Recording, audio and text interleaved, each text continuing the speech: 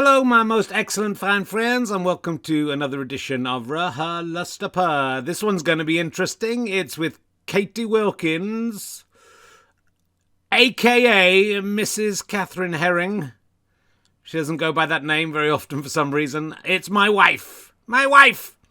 Let's see if our marriage can survive the tortuous process of face-to-face RHLSTP. She was actually sitting right here with me, which was nice. So it was nice to be in touching distance of my guest. And I was allowed to touch her for once. Hooray! Hooray for the laws of marriage. It was a lot of fun, but let's see if we're still married by the end of it. I hope you will enjoy it. Hey, look, lots of cool things going on. Twitch of Fun still happening on Thursdays.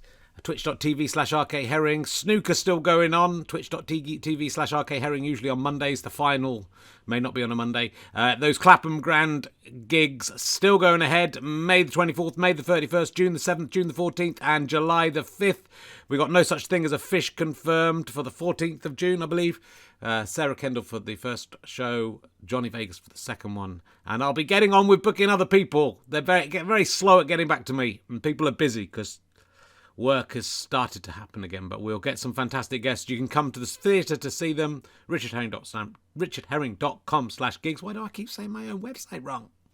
Or you can buy tickets to view live streamed. It would be lovely if you could do either of those two things. It would be fantastic to have a big live audience. Socially distanced, at least for the first few, and who knows, maybe the last one might not even be socially distanced. Imagine. That would be cool. richardherring.com/gigs. I did it. Twitch.tv. Damn! Twitch.tv/RKHerring. Now let's sit back, relax, and enjoy RHLSTP with my fantastic, brilliant wife, Catherine Wilkins. She's even more than my wife, really. She's an individual in her own right. You're going to enjoy it. Ladies and gentlemen, please welcome a man who had baked beans for lunch and just realised this is the only recording he's done in over a year where he's not allowed to fart during it. It's Richard Herring. Hello! I've been farting all year long in here. I've been in a cloud of my own effluent. Hello! Welcome to Richard Herring's Les's superb triumph on Pointless. Yeah, look. We did it. We did it. And it was mainly Les Dennis. Well, the jackpot was all Les Dennis. Though I was talking with Carrie Simmons. I was sitting on a £10,000 sofa that matched the curtains and wallpaper. It was a bit gaudy, I thought. It had no arms either. Apparently that cost extra. They couldn't afford it. And she says the people at John Lewis call it RHLSTP. So I don't know if that's going to catch on. Because it's them that's cool. Yes, I'm brilliant. Yes, finally, I've had this for 15 months because we recorded that episode of Pointless in February 2020 before lockdown. So it's been there sitting hidden away from you all. I finally got it on the fourth attempt, and given there are 4 teams, that's just the law of averages at work there. But it was very delightful to win. I was trying to think of Salman Rushdie, I think, all the way through, and I think I did think of Salman Rushdie. I don't know why I didn't say it. It was Pointless. Anyway, so it doesn't matter. Les got a Pointless one. What else has been going on? I've got a haircut coming up on next week. Next time you see me, I'll have had my haircut. I'm considering having all of it cut off. If you're listening to the audio podcast, I have very long and unruly, but still kind of gorgeous hair. So that'll be exciting. Should I take the whole lot off? Just shave it all off? Every bodily hair? I'll think about it. What's been going on this week? Someone tweeted me a screen grab from a website saying, as of 2021, Richard Herrings is not dating anyone. Richard is 53 years old. According to celebs couples, Richard Herring had at least one relationship previously. He has not been previously engaged. Fact, Richard Herring is turning 54 years old in 80 days. Be sure to check out top 10 facts about Richard Herring at Famous Details. It was a hell of a way to find out that my wife has left me, and we may talk about this in the podcast. Also, given I've never been engaged, that we were never actually married in the first place, according to this website. But ladies and gay men and straight men who for some reason want to go out with a heterosexual man, I'm single now, apparently. I'm a free entity.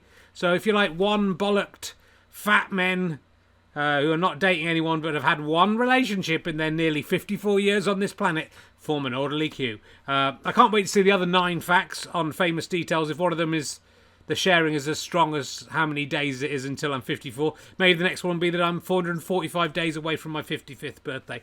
Another one of these sites said that I have a net wealth of $1.5 million, which is terrific news. I didn't think I had any dollars at all, but I'm definitely going to sell that net now I know how much it's worth. It's just been sitting around. And I'm a member of Comedian, apparently. It did predict I'd get cancer. It said cancer at the bottom, so I don't know how they knew. So it's not all nonsense. And also, I've been watching TV a bit, and I've seen the new Go Compare ads, which have Gio Compario, I think that's his name, the Go Compare man, but also the man who plays the Go Compare man, who I think is called Gwyn Evans. And what struck me is that how is it possible that the man who plays the Go Compare man is actually worse at playing himself than he is at playing the character? Gio Compario is actually the better actor of the two, and the bloke who plays him is all. It must be embarrassing. Gio Compario seems embarrassed by the acting of the other man. Also, if you're sitting next to Gio Compario and you're the one overacting, that is quite an achievement. Is it possible that Gwyn Evans is the character created and played by Gio Compario? I don't know. You check out the adverts. I can't explain it to you why it is. It's 118 days, 118 days since, remember that advert?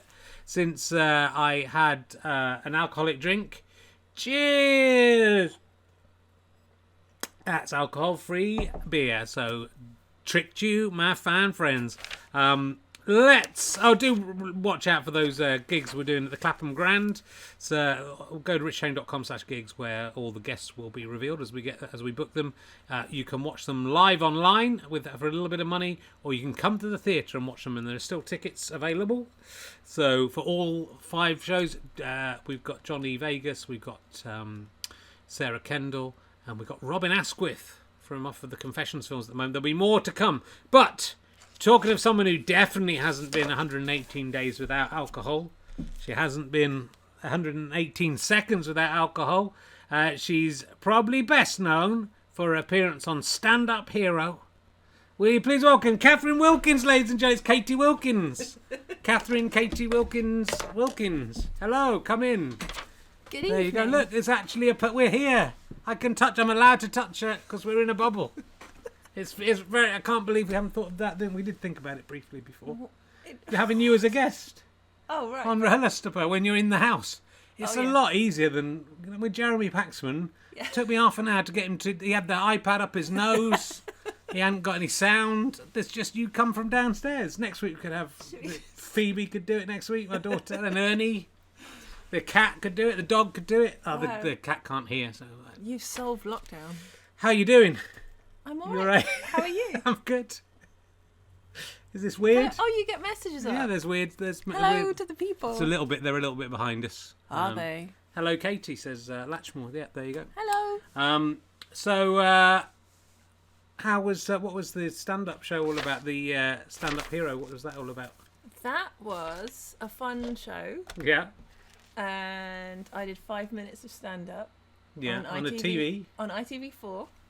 That's the higher the number, the better the channel. That's the big one. Yeah. I'm not a sellout like some of the other comedians that are on the mainstream channels. Yeah. I think, and it was officially a competition, so I think one comedian won each week, and then all the winners had an episode at the end. Right. I think Josh Widdicombe won the whole thing. Well, that's pretty good. I think he did. He went on to he did okay, didn't he? How did you get on? Didn't win my episode. Who was in my? Unless I'm pretty sure. Yeah, I don't know. I didn't win. I can tell you that. No. If it even was a competition. It was a competition. I'm pretty sure it was a competition. It was a competition, and Vic Reeves was rude about you. Oh yes, he was. And Rachel Riley was rude about you. Yeah, I'm not popular. That's why I beat Rachel Riley at House of Games. I was going to let her win, but for your honour. Because she didn't say you. What did she say? They didn't like you swearing because you were quite rude. No, it wasn't. I didn't even swear. Vic Reeves said that he thought this was his opening, and Brendan Burns hosted it, and Brendan Burns was awesome. Love Brendan Burns. Mm-hmm. But yeah, Vic Reeves' opening bit was, oh, she came out, I thought, pretty girl. Oh, shame she's talking about sex. That was his... There's not much I can do about that. Yeah, we could not talk about sex for Vic Reeves. Well, why?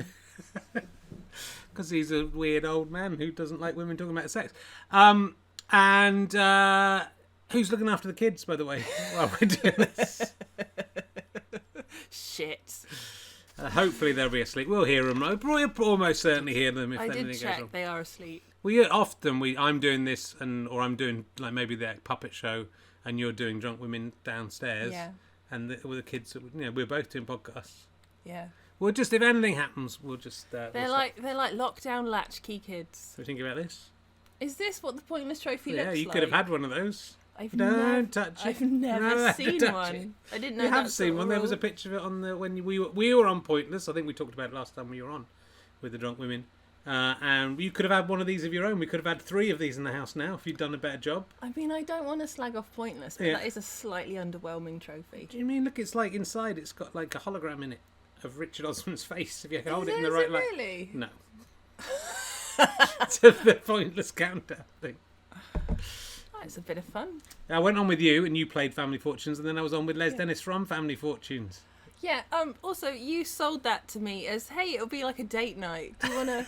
They've called me with 5 minutes till the show. Do you want to come on Pointless with me? John Stapleton dropped out with his wife, Lynn Foldswood, I think it is. I think she wasn't very well. And we got called up at the last minute and we were meant to be going out. And I thought, Catie won't come. So you sold it to me as date night. Yeah, it was a day. And if we got knocked out straight away, we could have gone for dinner, couldn't we? Well, we did actually go for dinner. Did we? Yeah, we were very drunk by then. How did we get drunk at Pointless? There was shitloads of booze Was in there? the green room. Do you not remember? I don't. I just remember the disappointment of crashing out to Robert Lindsay and his daughter. We sat in the green room with all the booze that we just sort of necked, Right. and then you were still watching that. Like everyone was kind of chatting that had been knocked out, but you were watching the thing, and then you were like, "I would have got a pointless answer." I would have got a Pointless answer, but I don't think I'd have chosen the one they chose. So I might not have done. There we go. What was I going to ask you about? Let's have a look. Because, we might find out some stuff we didn't know about each other. That would I be found fun if we could still surprise each I other. found out some things we did a pre-match interview that will be up in the backstage interview for Badgers, and found out about you done litter picking. I did know that because it's in there, but I didn't know. I'd never heard you talk about it. You did a lot of jobs before you became a comedian. Mm-hmm. I'm going to tell you all of them because they're all on your website. Cool. And see if you can remember anything about them. You delivered pizzas. Yes. How was that? Terrible. Did you ever get into a situation like in porn films where someone delivers a pizza and then they start having sex with all the people in the house? I mean, if it could be the exact opposite of that, that was more what happened. Did you ever not deliver your pizza in Yes. 30 minutes? Oh, yeah. So there was this thing that we had to deliver it in 30 minutes. Yeah. This was pre-sat-navs. Okay. I just passed my driving test. I was like 17, 18. And I was often late delivering. I would get lost. And then one time a pizza didn't arrive at all. I just gave up and went back home. Back to the Domino's pizza. Am Which I was allowed to kind of say home. it's Domino's? Yeah, Just- of course just- you are. Why not? On my podcast, we'd be like, "Ooh, let's be careful." No, you don't have to be careful on this. But there was one, so I just delivered my pizzas late to really angry people shouting at me that definitely didn't want to have sex with me. No. But sometimes, if I did deliver it on time, sometimes I got a tip. Right. I made £2 once. on a tip. Nice. Good. That's the first job. Insurance broker. Yes. Probably nothing much. Was that in Norwich? No. Well, I've seen where you were an insurance broker. Haven't we driven past it? Oh, we probably I have. thought it was Norwich. Where was it? Bishop Stortford. Oh, no, I don't think we have. Shelf stacker. Yeah. How did you go for insurance brokers better than shelf stacker? I don't think these are in chronological order. Litter picker, I know about. Photo developer, I'm interested in. Where were you developing photos? So I don't know anything about this. This was my first job after university. This is like our first date. I should have asked this on the first date. It wasn't up on a handy website for you to. I should have said, Katie, what other jobs have you done apart from being a Well, comedian? 'Cause I met you when you were a comedian. Yeah.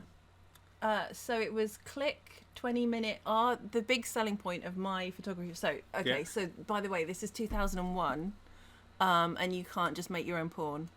Maybe you can. But basically, not that many people had. So one of our selling points is we could put photos on a digital thing where we're really trying to flog. Oh, we're developing your photos. Do you want it on a disc? No, sorry. Okay. Why did you bring up porn? Because people would make porn, and we had to develop it. Okay, I was going to ask you about that next. So carry on. So our big selling point was we could do it in 20 minutes instead of an hour. Okay. So we're very busy at lunchtimes. Okay. And yeah, people would come in. We got because you have to check the photos. Yeah. People think it's private, but you have to check the quality of the photo. Sure. So somebody had pictures of them visiting Elvis's grave. Okay, that's all right. Somebody, I don't know, was like researching animal cruelty. So we had some horrific photos of. Might have been that. They might have been cruel to animals. I felt like it was part of something else. Okay. We had a lot of couples doing it, making porn. Yeah. Cool. And we weren't supposed to, because that was technically, legally, it was like broadcasting or publishing. Yeah. Whatever images. Once you print it, you can't get out of it, can you? You have to look it up. Look at them first. We weren't supposed to give it back to them. Right. And I remember one time they came back to get it, and everyone ran to the back of the shop and left this poor Saturday girl to just like go like she wasn't supposed to give it back to them, but she just did, I think. Didn't you have to sign some contract where you were never allowed to discuss what you saw in the photos? No, okay. It was minimum wage. I think it might have been less than minimum wage. Cool. So did you always give them back even when it was porn, unless it was something illegal? No, there was one that we didn't give back. What was on that? It was porn. Yeah. It was it, so good that you wanted to keep it. It said, let's make a few copies, I think it was share it around. I think it was a bit more extreme than just like couples titillating each other. Yeah, good. Well, that's all right. It's not for you to judge. It's not. Well, quickie snaps. They're making. What is pornography and what is art? Yeah, I know it when I see it. You worked in reception. Yeah. You worked as an HR recruiter. Yeah. What's that mean? That means I typed in CVs onto the system mainly, but I also booked interviews. I don't know if it's a great anecdote, but I once booked 2 people with the same name for one interview. Wow, that is a good anecdote. It's really bad. What was their name? Oh, what was their name? It was something quite mundane, like Robert Boris or something. Boris. It wasn't that. Like Robert Boris. It was like, out of all the names you could come up with. I think one of the names was Robert. Yeah. I can't remember if that was a first name or a surname. But like Eminem was really popular. This was in the early 2000s. So like after everyone got over the hell of having to book an extra meeting room to deal with what I'd caused them, because I was like a young temp, like doing all the grunt work. Everyone in the HR department came up to me and went, well, if his name was Robert Boris, please stand up. Like everyone made that joke to me. But also they both got offered a job. Right. But also I think they both knew what had happened because of... But they would know once they arrived and went, hello, who are you? And they went, you got the same name. What had happened was one of them was very high up, so the person that was trying to recruit him hadn't put him on the system. Yeah. And he was like, right, this guy's my friend, and like I want him to come through the back door, and he's really impressive. And so I was like, yeah, he's there. And then he was like, he hasn't had a phone call. So anyway, this guy partly caused. Yeah, it wasn't your fault. Sacked. I mean, it definitely. I mean, you've done a lot of jobs, given that you were a stand-up comedian by the age of 26. And you were doing those office temp, admin assistant, cashier, waitress. Where did you wait? A pub and a restaurant. Okay. And a hotel. Oh, I knew about the hotel. I'm learning a lot about you. I mean, I really should have talked to you. We've had the whole of lockdown to talk, and we just haven't really. We've just been rewatching The Office and Community and Rick and Morty. We watch the same things over and over. What are people saying? We've got a lot of people. I want to tell you, there's 467 people watching. That's a lot. That's a huge number. Couples therapy, but make it art. That is. Don't include them. They'll just get. Well, what? Robert Boris. They're enjoying Robert Boris. They are. It's not interesting. Imagine if Robert Boris was. It's not on the podcast, so don't look. Don't refer to them. They'll get excited. Hope Buzz Aldrin. Michael Collins has died today, who I discussed with Brian Regan about how he was the one left behind in the capsule while the others went down to the moon. Who is my favourite serial killer? I don't have one. Sorry. Stop asking. I've got a good question. I have to start. We're having a good time talking about your jobs. Don't have to start answering the questions off of They go by really fast. Do you like all of the series? I don't have a favourite. I like them all. I think they're all doing a great... It doesn't seem fair to pick one. My favourite band is the Beatles. Sorry, go on. God.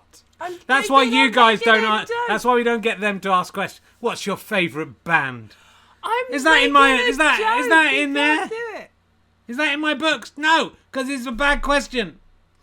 And you're a stand-up comedian, apparently, and a writer as well. And a customer service rep. Yep.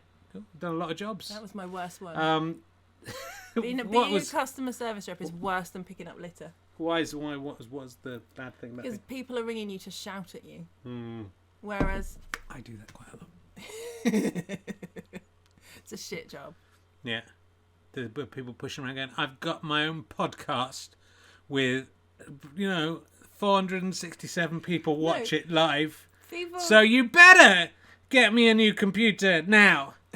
Ian Apple. No, do you know what? You would be a treat. People ring you up and go, I'm going to get you fired. Here's what I want. And you have to do it. That's good. I would like to. So you had a troubled childhood, Catie? Where have you got this from the internet? Or are you basing this on our marriage? I'm basing this on working out, reading between the lines. You nearly murdered. You nearly a serial killer yourself. You almost committed a murder. Right, you've got the exclusive on this. As a 3-year-old, were you 3 or 4 years old? Yeah. So you're nearly a murderer. You imagine you've been in prison, banged up. Tell us the story of your murders. Okay, so. I was 2 years old. I was at nursery, preschool, and I was playing with this truck, and it was a really great toy. I really loved it, and it was like at the back of it had sort of holes in it, so you could push it forwards and backwards with your fingers in the holes. Mm-hmm. A little boy who was slightly bigger than me wanted to play with the truck and grabbed it off me, and I said, "No, I'm playing with this. I haven't finished with it." But he grabbed it so hard that he cut my fingers because my fingers were in one of these holes. I guess we didn't have health and safety toys in the 80s. And he ripped and he really injured my fingers. And he took it and ran off with it. And I was powerless to stop him. As a 2-year-old, obviously, a lot of rage. Mm-hmm. He then went outside and was riding on it. Now, we weren't supposed to go outside. So again, 80s childcare. But it was at the top of a very, very steep drive, which then ended in a very busy road. He was sitting on the truck that he'd stolen from me at the top of the drive. I was so angry. I chased him and I pushed him in a fit of rage. And he started zooming down the hill. But then the people that were in charge of us came running out and stopped him and saved him. Right. So he lived. But if no one had come out, he would have gone into traffic and died. Well, he would have gone into traffic. And you would have been responsible. Do you think they'd sent you to prison for that? Well, basically, I think I have been on a watch list ever since, and I think that reputation has followed me through my childhood. But you were a genius at school. Your mum said you had, when you were little, you had the IQ of a genius. That's correct. Yeah. What went wrong? Wow. I was put on a serial killer list, and then they didn't let me read books. Wow.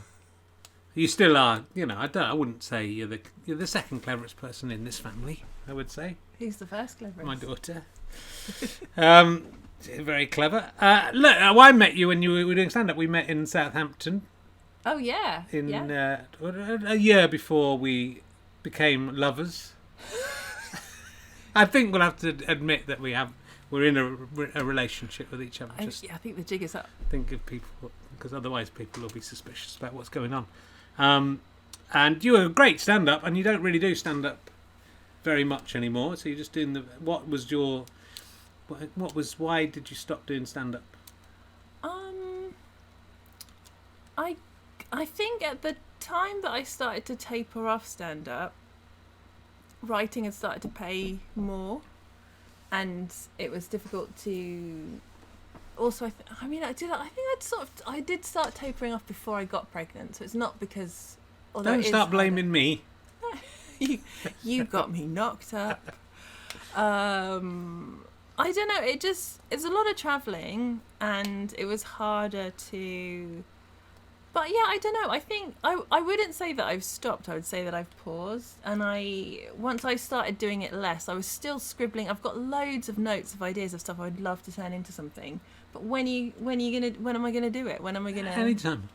And then get out there. And then gig and work. It's get out there. Stand up is awesome, but it's so many man hours. You've got a very supportive husband who'll stay at home and look after the kids. I mean, yeah, but then up to a point, though. I'll do 1 day a week. I'd let you have 1 night a week away. See?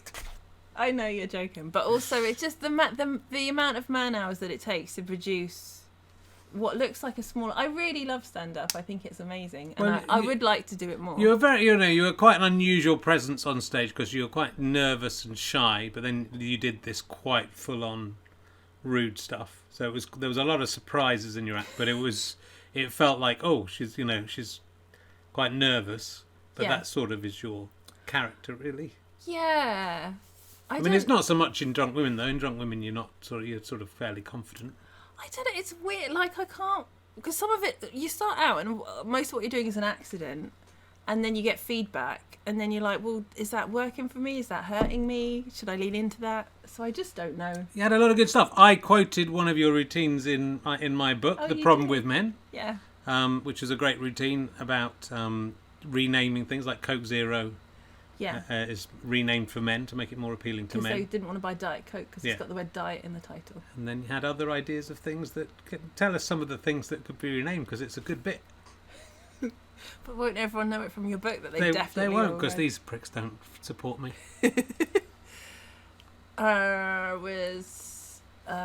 Hoovering was going to get renamed Mega Carpet Warfare. To appeal to men, and then that works for me. Although I feel since, not to interrupt your routine, I feel since they've brought in kind of slightly more high-tech hoovers, right? That it feels a bit like that anyway. So I like hoovering. Mm-hmm. You don't need to rename that. Mm-hmm. What was the other one, Catie? There's 2 more. Okay. Asking for directions. Yeah. Was God, well, I haven't done this recently. Wow, you should have been ready. I didn't. What's asking for directions? Oh, no, I should relearn all my routines. Yeah, you should. There were some good ones.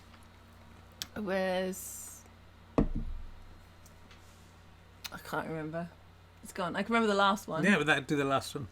Cunnilingus could be renamed Turbo Tongue Hero against the Hooded Avenger. There you go. It was good. It's a good bit. It's so good I put it in my book. I'm always stealing your jokes. I stole your joke for the about the bullies. Oh, you did? She writes all my material. She's very good. You did 2 shows at Edinburgh, Chip Off the Odd Block. Can I... yeah, what? That joke, the Coke Zero joke. Yeah. You encouraged me about that joke, though. Did I? Because in a very early incarnation of that joke, we were doing previews together. Mm-hmm. And I said, I've got this bit, blah, blah, blah. And you were like, that's really good. Do more with that. Make it a comedy rule of 3. So that's when I wrote the other 2 bits. I give so much back to you. That's the thing. Yeah. It's so good. Well, look, you did 2 shows at Edinburgh, and then you didn't. Then that was it. Joy's my middle name because it is your middle name, and a Chip Off the Odd Block with lots of funny stuff about your dad's circulars, which is funnier if you know him, which I do know him. It's quite a lot about your mum and dad. Yeah. How do your mum and dad feel about you putting them in their comedy skits? Well, so that one is a very 2009 comedy circular because it was the year that they got the norovirus. Right. And my dad wrote extensively about that. He went skiing and left my mum and his elderly mother at home. And then everybody got sick, and he just wrote very well, and then he put it in the family in the end of year roundup that he sent out to everyone. He just outed himself. Yeah, but he's very matter of fact and logical. He doesn't think about things the way other people do. But also because I started doing it as a bit, and my mum was at the back of the gig, and the other comics knew that my mum was there, and one of them said to her, "Do you not mind your daughter saying that you had diarrhea on stage?" Because there was something about how to spell diarrhea. Anyway, my mum said to this person, I know how to spell diarrhea. Like, the bit that she was annoyed about was that it had been questioned whether she knew how to spell diarrhea. So she didn't give a shit that everyone was I'm a scientist. I could talk about diarrhea, but she knew how to spell it. She's a very good speller. That's what she What's it like being married to another comedian? Are you constantly trying to, something happens and you're both trying to use it as material in your sets? Or, are you making each other laugh all the time? Is that what happens? There is stuff that we've both tried to use, actually. Is there? Yeah. Oh, I know what it was. There was one when we first started dating. Yeah. And we'd seen each other a couple of times, and you said, "Would you like to be my girl?" Yeah. And I said, "What does that involve?"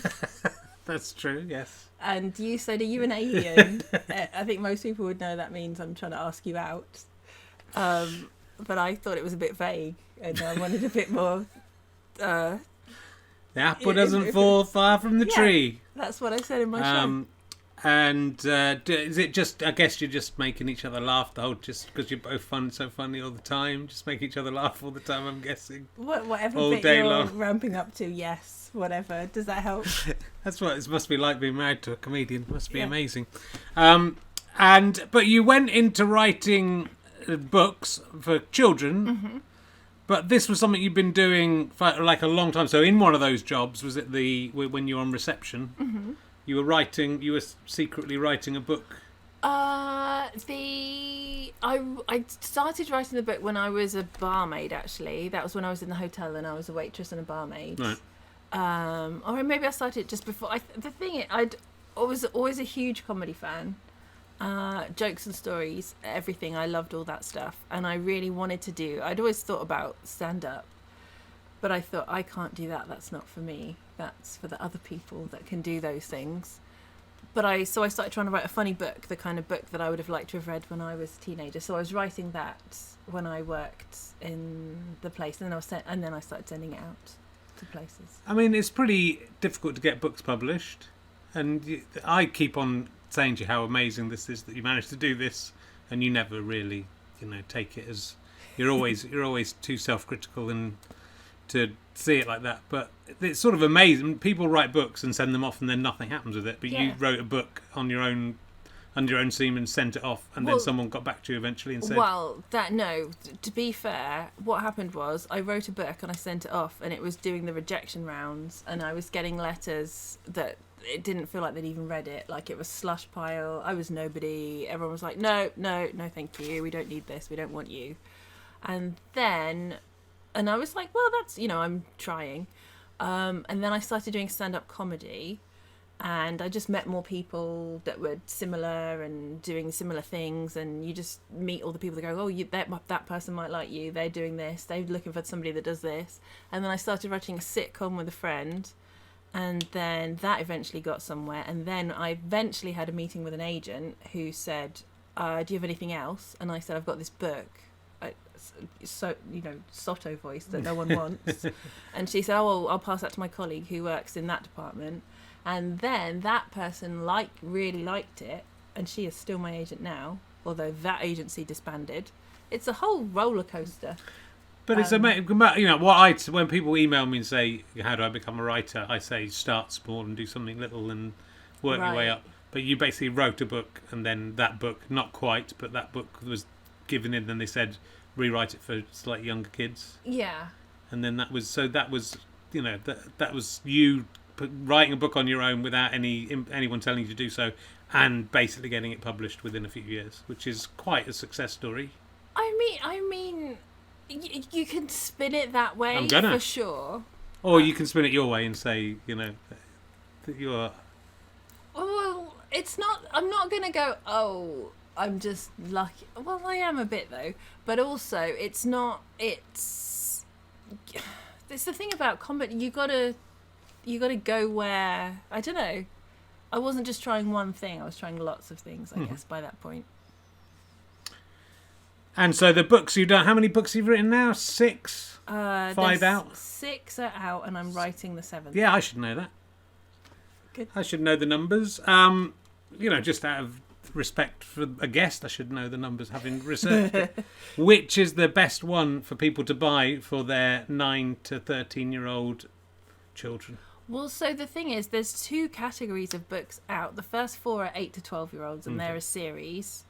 The My Best Friend and Other Enemies series, and they're funny books about a 11-year-old in year 6 who a cool girl comes and steals her best friend, and she uses comedy to try and defend herself against bullying and stuff. And then it's all the adventures they have with school musicals and stuff as the series goes on. And then the other 2 books are standalone books that are for sort of 10 to 14, but they're kind of like PG young adult books. There's not really any snogging or swearing or anything. What makes them PG? That's my term. Just to help people. There's shoplifting in one of them. There is, yeah. That's pretty racy. Yeah, but it's... They like boys. They're looking at boys. They're looking at boys. They are looking at them. It's a bit racy. They're very funny books. Thank you. Are they based on your life? I mean, kind of, a bit, but, And what's the new one going to be? So the new one, which comes out next year, is going to be called You're Not the Boss of Me. Okay. Yeah. And is it about someone not being the boss of someone else? Yeah. Okay. It's about somebody in year 9 who really likes writing and making and performing comedy. Who happens to be a girl. And then they're in this kind of alternate school play where they get to write sketches, and all the year 9 pupils get to do this lower school kind of review where they're writing sketches and songs and stuff. But like the boys try and take over. Yeah, I get where this is coming from. Just some of the not hashtag not all boys, but some of the boys start to try and take over, and it's a bit about how to stick up for yourself when the world is not fair. So they're doing well and they're selling quite well, but I would like them to start selling really well, like J.K. Rowling level. I mean, I'd take half of J.K. Rowling. If they sold half as well of J.K. Rowling's, and then I can retire. So if you could all buy them, My Best Friend and Other Enemies, my Stupid Friend and Other People. The older ones, there's one called When Good Geeks Go Bad. Yeah. And that's about the good girl that tries shoplifting because she gets dared to try shoplifting. She gets in with a new crowd of friends, and she's just trying it out. She's just not sure who she is. Things are going a bit wrong for her. But, she sorts it all out by the end. It's all right. Did you ever shoplift when you were at school? I mean, yeah. I mean, not when I was at school. Anneka Rice did. Did she? Yeah. What did she steal? Stole big bras that were much too big for her. What was the motivation behind that? She wanted to get caught so that her family would pay attention to her. Wow, and that's... I got that out of her, as of other people. That's amazing. Yeah, I used to shoplift. I know all about you and the sweets. That's I shoplifted. That's why I stole a hairdryer from Boots. Did you? Probably still got it.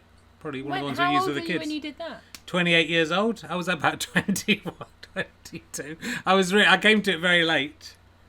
And it was a cry for help, and I only stole things I didn't need, like Anneka Rice, and it was just a sport, really. That was the thrill of... Okay. I occasionally stole print ribbons, which I did need. It was really easy to steal things in the 1990s. Yeah. You could steal print ribbons. Imagine that. That's very expensive. You couldn't do that for now. No. Don't shoplift, kids. It's bad. Kinder eggs, all sorts of things. Occasionally still do it if I'm getting bad service. So watch out, and if there's pick and mix. They'll never catch me. COVID means there's no pick and mix. They'll never catch me. I know, I'm very upset about it. That's how I got in most of many my ways, calories. You're the worst victim of... It's a terrible thing. Are you ever mistaken for Catherine Wilkins, the New Zealand actress? It hasn't come up yet. Okay. Because Wikipedia says not to be mistaken for Catherine Wilkins, and then when you go to Catherine Wilkins' page, it says not to be mistaken with Catherine Wilkins. Cool. So as long as no one is doing that. I mean, it sounds like everyone's been very efficient. She was in a motorcycle crash in the 1990s, and with a partner at the time who died in the motorcycle crash. I found out a lot about her. I kind of went down a rabbit hole of Catherine Wilkins. I'm thinking how different my life could have been if I'd ended up with that cat. If there'd been a clerical error, if I'd been to your job and you'd been booking in. I'd booked the interviews. Yeah, and then I would have ended up with Catherine Wilkins. She seems nice. I'm sorry she had that incident in her life. That's harrowing. So, and by the way, that I mentioned at the beginning about the website that says I'm worth $1.5 million. Yeah. It says you're worth $1 to $5 million. Does it? Yeah. So where you're screwing away this extra $3.5 million. I was there happy with my $1.5 million. Now I find out you got $3.5 million somewhere hidden away. Wow. It seems to exaggerate slightly. Is this like a new website? Because it's all of the whoever you look up, it's the same sentence. They always do it, but it's a way of, I don't know, because if you look at it, it's basically got no information about either of us really, and it doesn't know your height. Guessing. But then it's got your Instagram page. You know, some things that are easy to get, it's got, but it hasn't got the basic things. Yeah. But it has worked out. I think they just put it in high. I think they obviously haven't done their research because we haven't got $5 million. Why am I worth more than you? Well, you know, someone's taken a look. I think someone looked at the photos and thought, who's got the money in that couple? Who's making money? You. It's not me. We've been married for 9 years. We've just celebrated our 9th wedding anniversary. It's pretty good, isn't it? It's great. So I keep nodding, and most people are going to be listening to this. It's all right. No, plenty of people watch. You're allowed to move. No, I know, but I'm like, but, you know, nodding doesn't matter. Does it? Yeah. It's not a mirror. Don't do your hair in it. I do that as well, to be fair.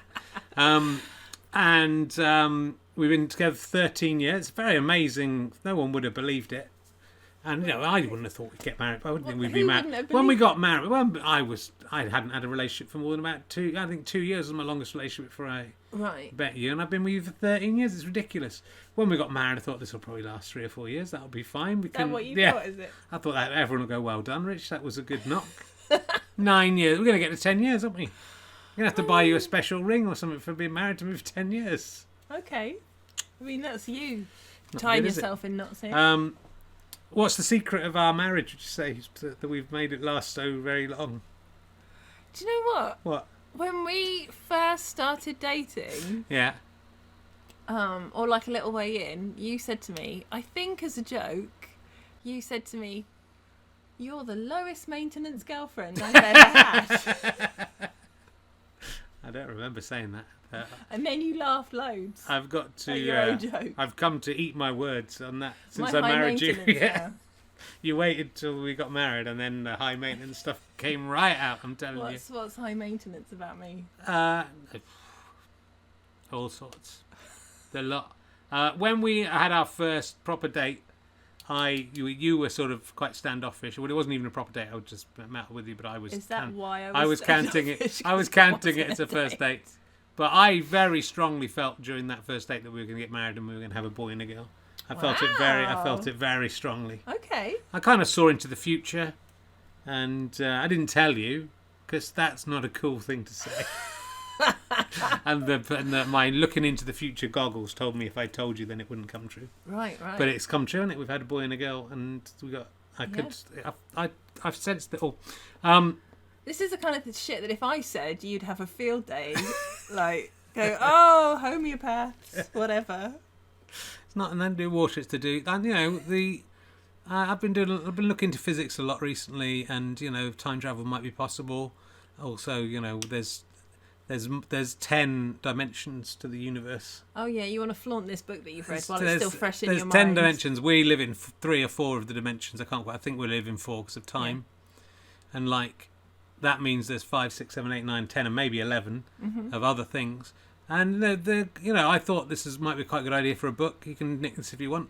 Because our shadow is 2 dimensions or 3 dimensions if you include time, and we're 3 dimensions or 4 dimensions.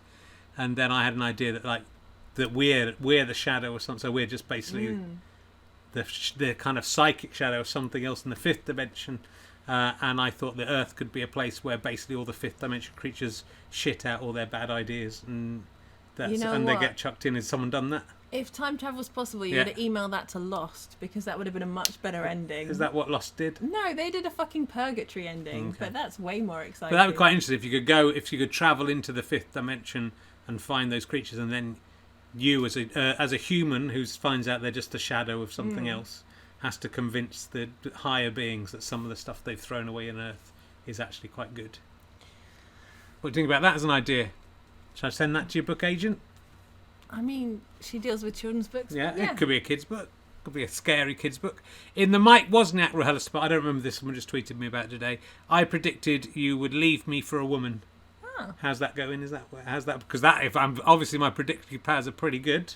I don't mind, as long as I can watch. I mean, it hasn't happened yet, but cool. I think that's what's going to happen. I'll keep an eye out. What will you do? I came very, very close to dying this year, which must have been very hard for you. And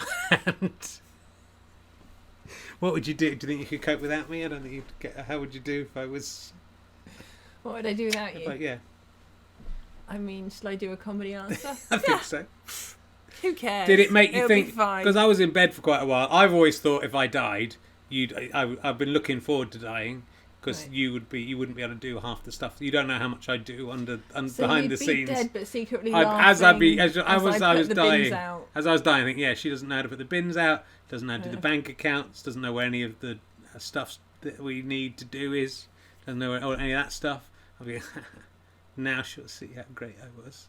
And that's when I fall in love with a woman, I guess. Maybe. Because you're laughing at me. But you basically had a month where you had to do everything. Did you cope okay? I mean, I think so. Yeah, okay.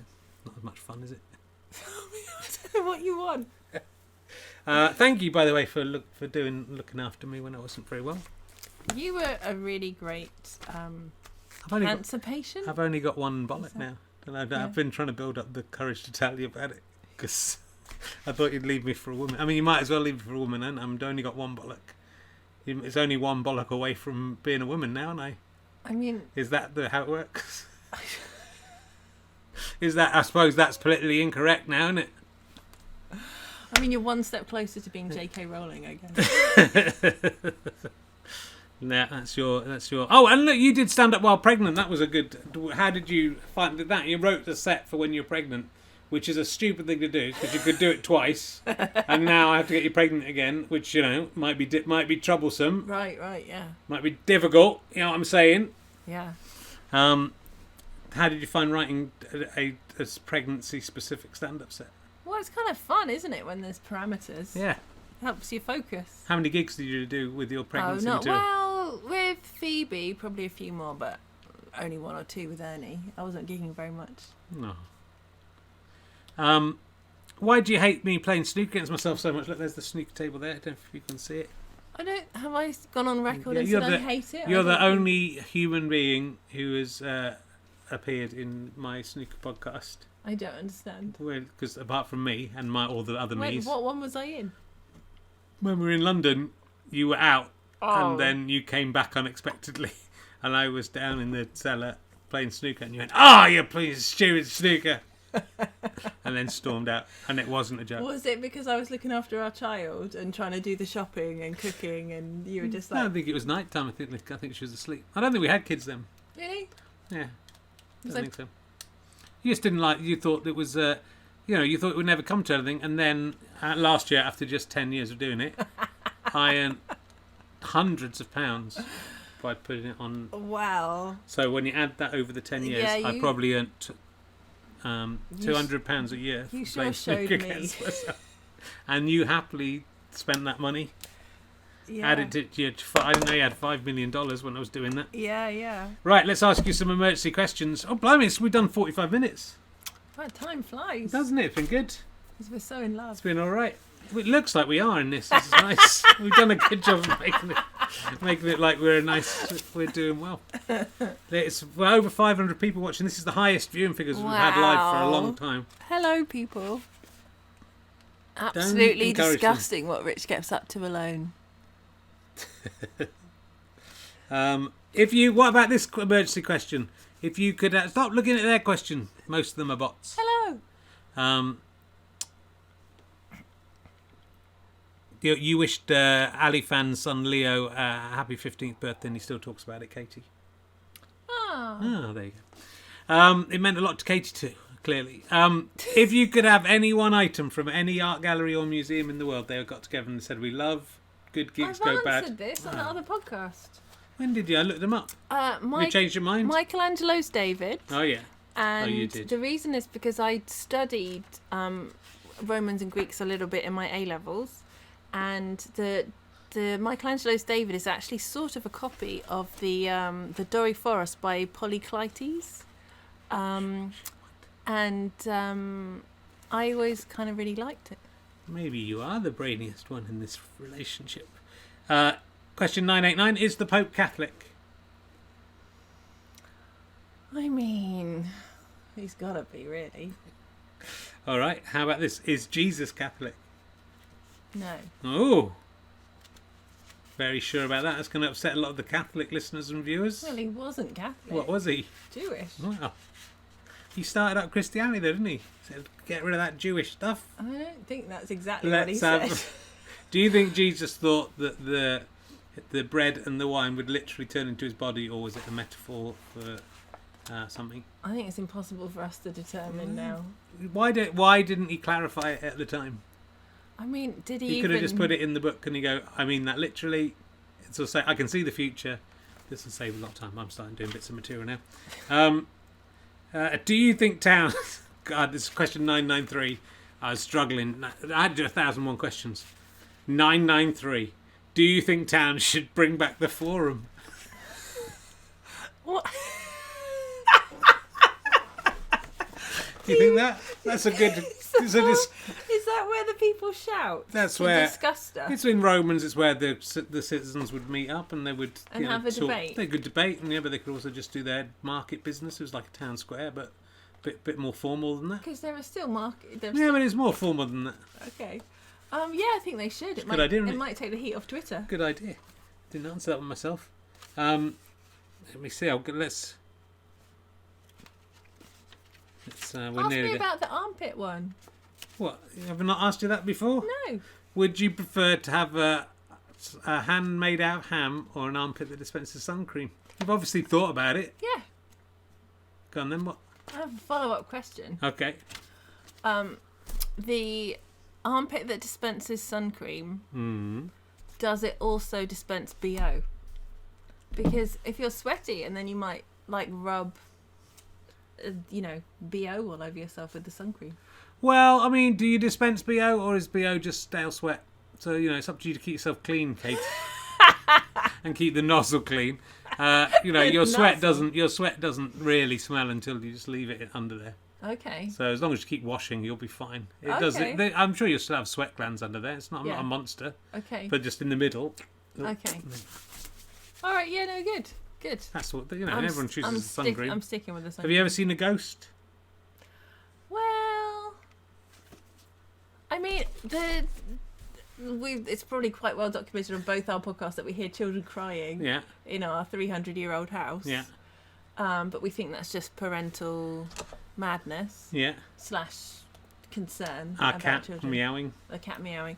I did once, when I was about 5 or 6, I woke up in the night and I thought I saw the head of Medusa in my wall. Yeah. And that was quite scary.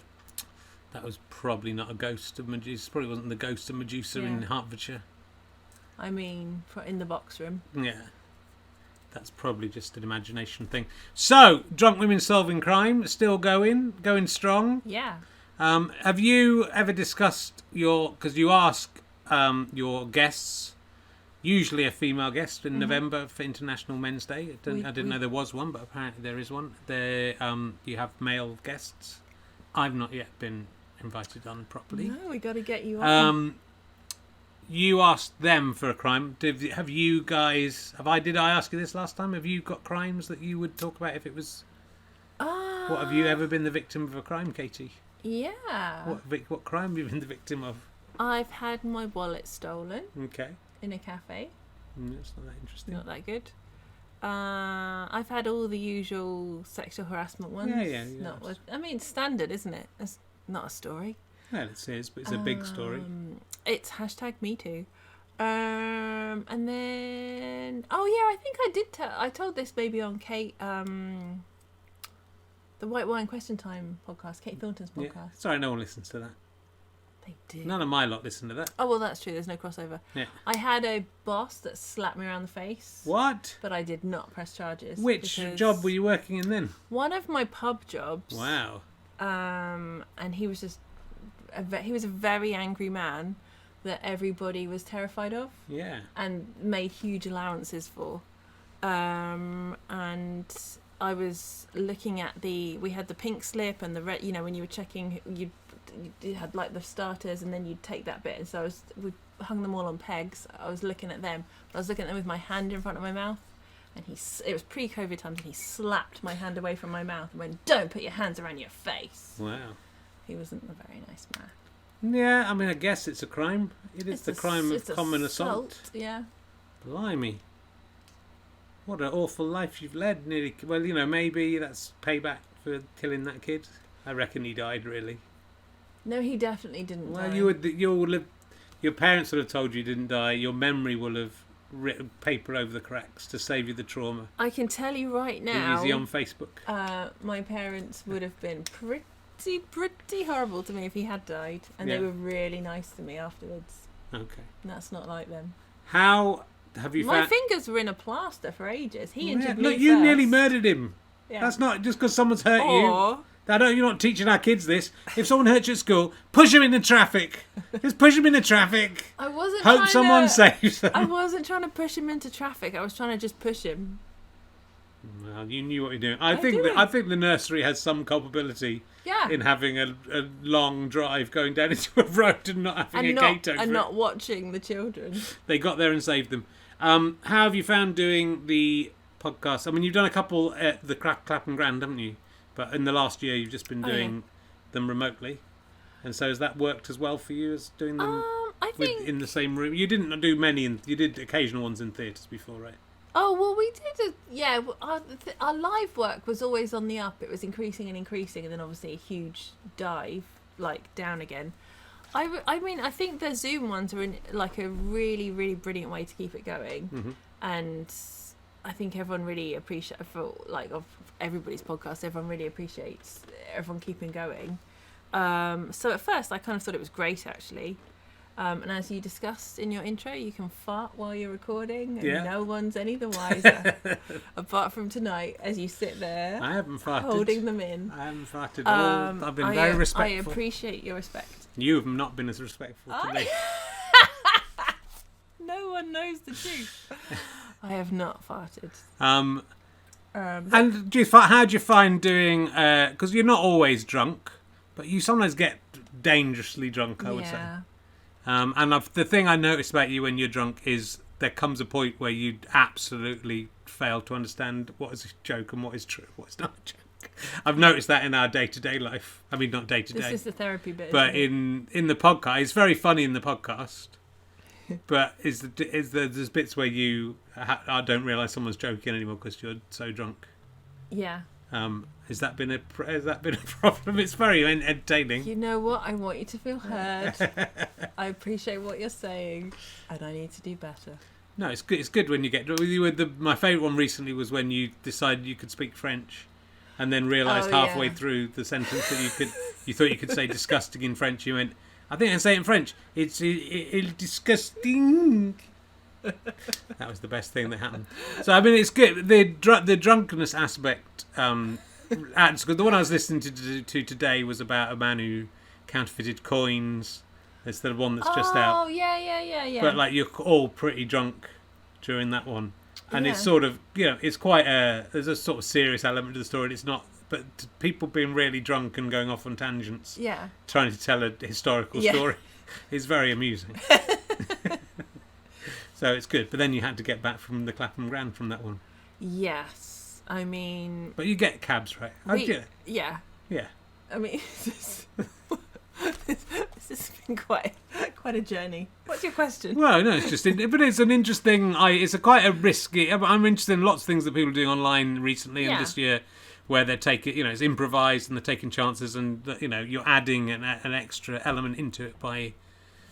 It's the reason it's the selling point, and it's the reason it works. Not the only reason it works, but it gives it its unique thing that you're all drunk. But having to improvise comedy when you're drunk, I've done a gig in the Frog and Bucket where they deliberately get you as drunk as possible, and it's kind of interesting, but also it's quite dangerous because you're absolutely out of control. And then I didn't put that out in a podcast, right? So you always seem to keep it. Within... Yeah. It's a different beast. It's like how the Gong Show isn't really a gig. It's a different... That's... The aim of what you're doing is different to the... As long as you accept that it's not what it looks like on the surface, then everyone can still have a good time, and it's a different thing. But I think the thing is there's degrees with the drunkenness, and there's definitely a couple of episodes that I've gone too far on, and it's not safe, and I have regrets. Well, it's funny though. That's the thing. That's I mean, aside from the personal danger to yourself, your health, and your well-being, yes, it's very funny. I listen to them; they're very good, but also you learn lots of stuff about history. Yeah, from some people who don't really know very much about history, it's and are drunk. It's my favourite way to learn stuff, and I don't want to I've genuinely learned most of the facts in my life from The Simpsons, and I'm not comparing our podcast to The Simpsons at all. But that is my favourite way to learn stuff, when it's just kind of fun and nonsense as well. Well, I learnt today that Isaac Newton was put up to try and stop this guy who was making dildos in the 1600s. Yeah.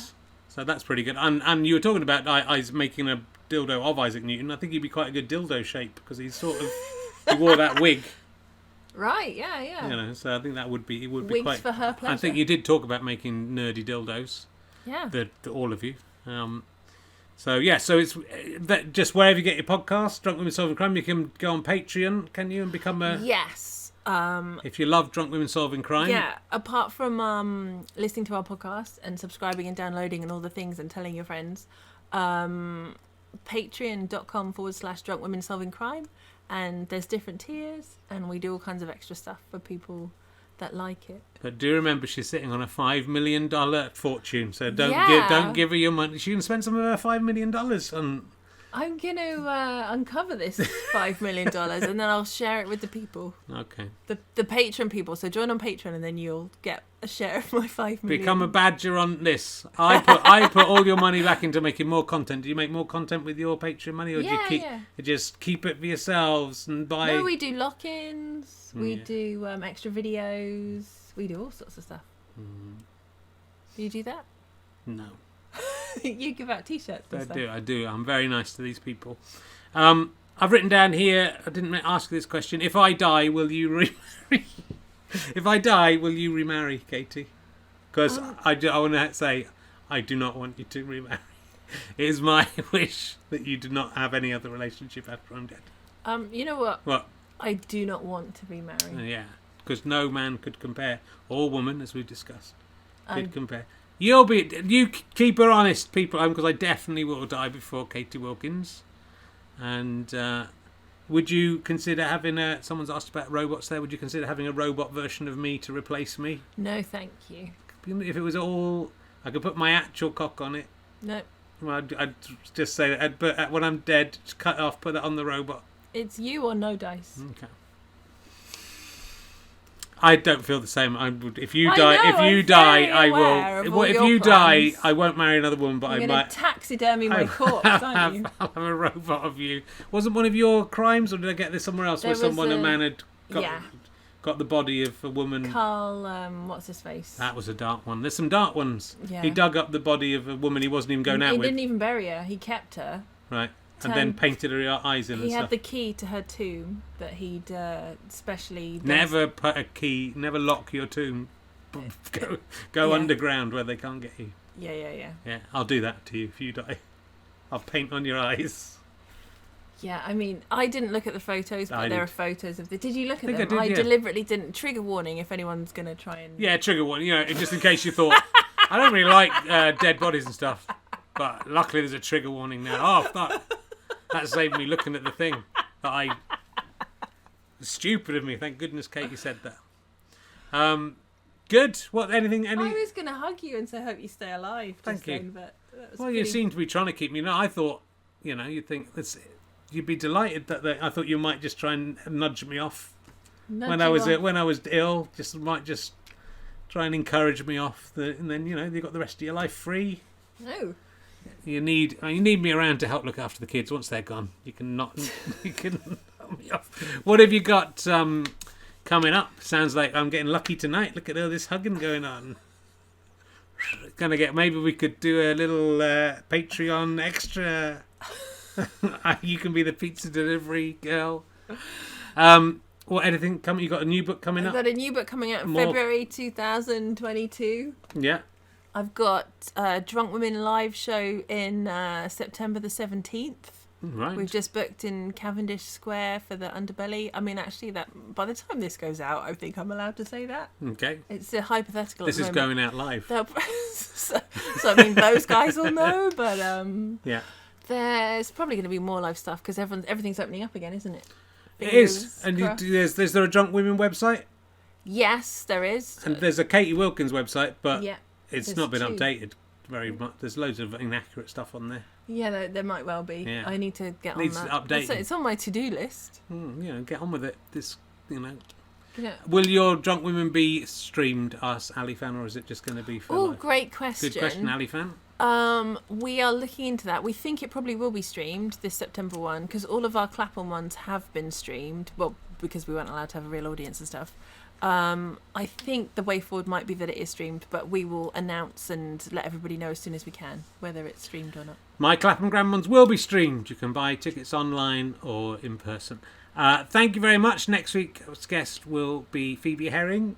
It'll be quite good fun. Actually, it's May Martin next week. Oh, yay! And then Felicity Ward the next week. Awesome. And then one more remote one, and then we're going into theatre ones. I think I might need to do a few more remote ones to get me through to the next lot of theatre ones. So we will do the occasional remote ones, but if you're enjoying these remote ones, there are 3 more to come. And if you're listening to this as a podcast, doesn't matter, does it? Check out twitch.tv/RKHerring, where I do all sorts of stuff like the puppet show I do, Katie. You seen that? Terrific. Do you think when I came up with the idea of quite soon after losing, in fact maybe before I lost my testicle, of having a puppet of my testicle that I talked to you advised me to think very hard about it. Well, yeah. And you seemed to think it was a bad idea.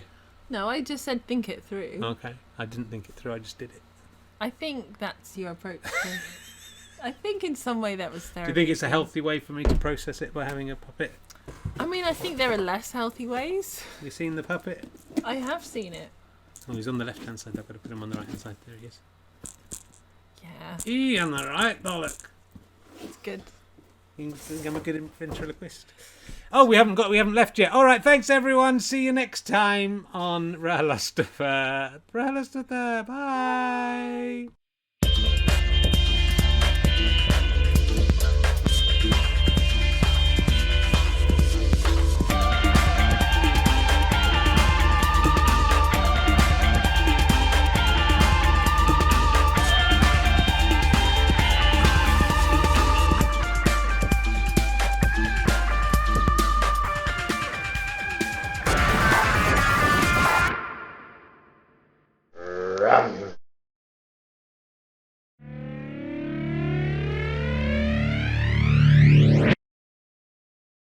How'd you like them sky potatoes?